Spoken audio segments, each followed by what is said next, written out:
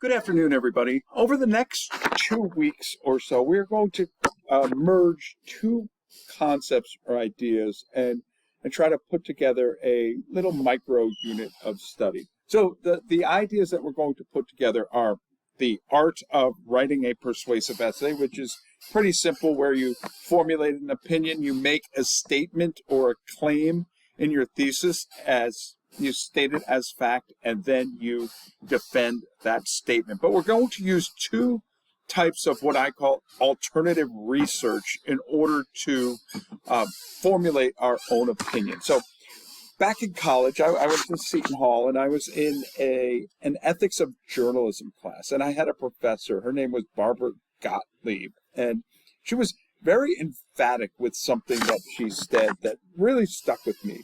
She said, you cannot research something by becoming something you're not for a short period of time.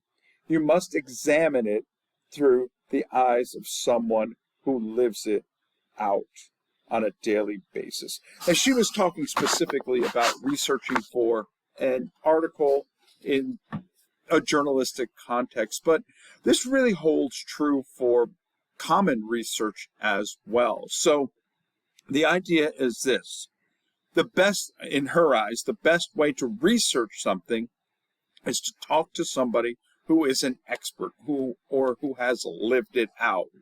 Now, the alternative to this is actually immersing yourself into an idea or concept to get firsthand experience in order to write about it. So the idea is this: you'd have a better understanding of what it means to, say, hike the Appalachian Trail by interviewing a trail expert who has done it, rather than you yourself just doing part of it, going out for a hike and then documenting your findings. Now, I'm not sure if I agree with her entirely, because I think there's merit in both concepts or ideas. So what we're going to do is look at two examples of immersion through something that's written and then something that we're viewing. And then we're going to also watch what I think is a very well constructed interview. And then I'm going to have you decide which one you think is a more effective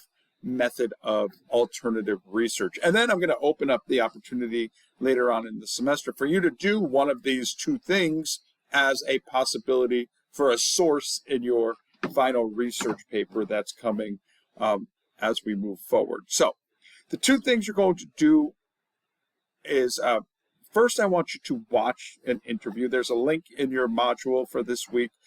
There's an interview that Charlie Rose, who is a famous interviewer from PBS. He did a long-standing series on PBS that dated way back to the 1970s until just before COVID.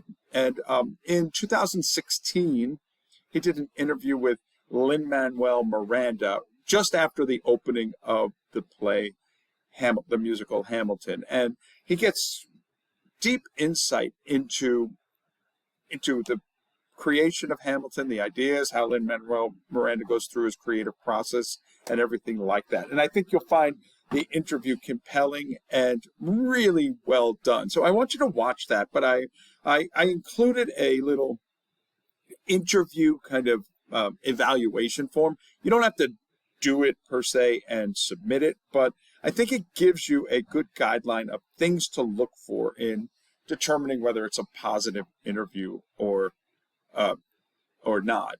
And then in your packet, you have two chapters from a book called Nickel and Dimed on Getting By in America. The first this week, I would like you to read the first chapter, which is, it's called Serving in Florida, and it's about the experiment itself and how the journalist, the writer, Barbara Ehrenreich, goes through the process of setting up her immersion into the world of minimum wage America.